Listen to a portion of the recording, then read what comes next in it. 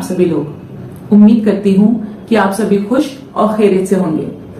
आज की दुनिया काफी तरक्की कर चुकी है और हम अपने जरूरियात जिंदगी की काफी चीजें बड़ी आसानी से तय कर पा रहे हैं, लेकिन इसके बावजूद भी कहीं न कहीं किसी न किसी मुश्किलात का सामना है।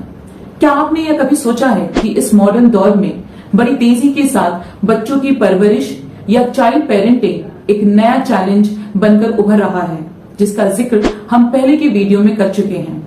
आज की इस वीडियो में चैनल के जरिए हम यह जानने की कोशिश करेंगे कि ऐसा कौन सा बेहतर रास्ता हो सकता है जिससे हम अपनी नस्लों को obedient, kind, intellectual, self esteemed और कल्चर्ड बना सके। डॉक्टर स्टीफन कार्लियन के मुताबिक, जिन्होंने लगभग 3 साल इसी मौजू पर रिसर्च किया है, बताते हैं कि दुनिया की सबसे तरक्की याफ्ता कौम यानी आज का इजराइल अपने नस्लों की बेहतरीन परवरिश की वजह कर दुनिया के हर सेक्टर में पहले पायदान पर पहुंच चुका है, जिस वजह कर दुनिया की सबसे प्रेस्टिजियस अवार्ड नोबेल प्राइज ज्यादातर उनके नाम है। बैंकिंग सिस्टम हो या highest administrative system, medicine sector हो या सक्सेसफुल बिजनेस टाइकून्स या फिर दुनिया के टॉप फॉर्च्यून 500 कंपनीज, इन सभी में इन्होंने ही अपना मुकाम बनाया है। कहते हैं ये कौम अपने बच्चों की परवरिश में किसी तरीके का कॉम्प्रोमाइज नहीं करती। Right from the early phase of pregnancy से ही हामला को एक सेफ एनवायरनमेंट में उनके अपनों के साथ रखा जाता है और उस वक्त उन्हें मैथ्स, साइंस, एप्टीट्यूड और मजहबी किताबों की जबरदस्त प्रैक्टिस कराई जाती है। उनके लिए अच्छे से अच्छे खान पीन का ख्याल रखा जाता है, जिसमें खजूर, बादाम, दूध और मछली वगैरह की तरजीह दी जाती है। किसी भी तरह का टेंशन, प्रेशर या स्ट्रेस से दूर रखा जाता है।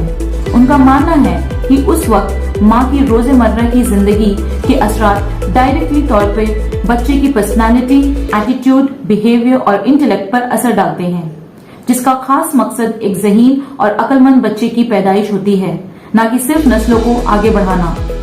हत्ता कि बच्चे की पैदाइश के बाद भी उनका बहुत ख्याल रखा जाता है और यह जानकर आपको ताज्जुब होगा कि दुनिया के ज्यादातर बच्चे जहां एक तरफ कार्टून्स, पबजी और रिमोट गेम्स से मुतासर रहते हैं, वहीं इनके बच्चे स्विमिंग, शूटिंग, रेसिंग और फिजिकल एक्सरसाइज जैसे स्पोर्ट्स में वक्त लगाते हैं। लिहाजा बात साफ जाहिर होती है, यह कौम अपने बच्चों का मेंटल डेवलपमेंट से पहले उनकी फिजिकल फिटनेस का ख्याल रखते हैं और फिर जाकर एक पीस एनवायरनमेंट में ब्रेन के इंटेलेक्ट का शार्पनिंग कराया जाता है, जिससे बच्चे इन सभी फीचर्स और एबिलिटी को लेकर आगे बढ़ते हैं और ऊंचे मरहले पर कामयाब होते हैं, जिसकी मिसाल वर्ल्ड के top brands Walmart, Facebook, Warner brothers, Amazon, Starbucks, JP Morgan वगैरह में देखे जा सकते हैं। इनके अलावा दुनिया के कई मुल्क और कौम में बच्चों की तरबियत अलग अलग तरीके से दी जाती है, जो कि कुछ हद तक अप्रिशिएबल है। जैसे कि नॉर्थ अमेरिका और वेस्ट में बच्चों को वही ग़िज़ा खिलाई जाती है जो कि रेगुलर रूटीन में पेरेंट्स इस्तेमाल करते हैं, ताकि उनके बीच मोहब्बत और तंदुरुस्ती का रिश्ता बना रहे। पेरेंटिंग मैगजीन के मुताबिक इजिप्शियन, इटालियन एंड अर्जेंटीनियन बच्चों का सही वक्त और आपस में मिलकर खाने का ख्याल रखा जाता है, जो कि बच्चों का डिसिप्लिन और फैमिली रिलेशनशिप्स को बेहतर बनाता है। जबकि साउथ कोरिया में बच्चों को वही खाने की आदत डाली जाती है जो कि उनके रेगुलर रूटीन में घरों में परोसा जाता है, जिसमें होलसम ग्रेन्स एंड प्रोटीन्स होती है, न कि नगेट्स, मैक्रोनी, चीज एक्सेट्रा। फ्रांस की विमेन लाइफस्टाइल साइट की एक मैगजीन प्योर वाव ने पब्लिश किया कि बच्चों के लैंग्वेज एंड स्पीच डेवलपमेंट के लिए बड़ों का बच्चों के साथ बातचीत करना बहुत जरूरी है।